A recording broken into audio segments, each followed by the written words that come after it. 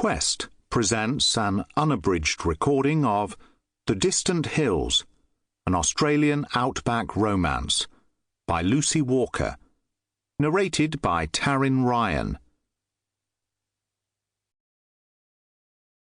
Chapter 1.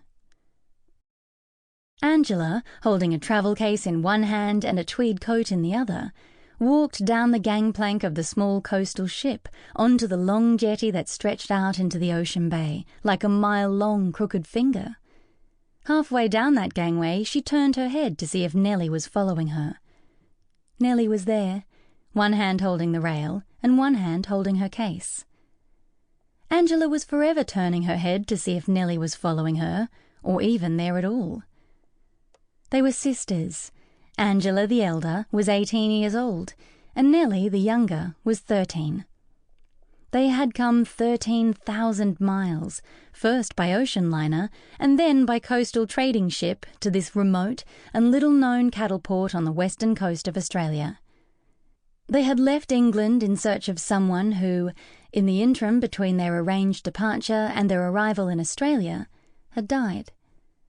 Now they were simply in search of a place to go, and the only place Angela could think of was their original destination, Red Gorge.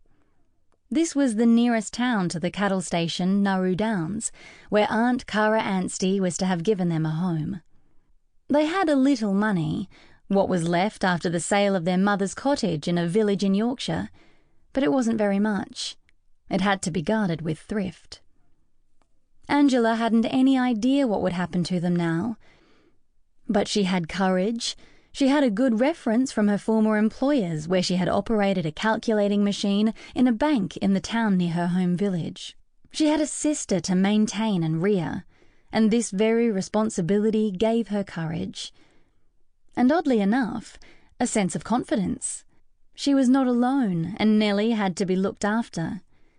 Something would not only have to be done about it, but something would be done about it. Angela stood now on the long wooden plank jetty and waited for Nellie to descend the last 2 steps of the gangway. "Angela, it's hot," Nellie said, and her voice hinted of tears. Nellie was afraid of the vast emptiness of the ocean behind them and the great desert-like country sprawling under a dust haze before them. She was cross with Angela for being so certain that everything would be all right when they got to Red Gorge, for thinking that everything anyway would always be all right. Nellie longed for the soft grey skies and gentle greens of her homeland. Sample complete. Ready to continue?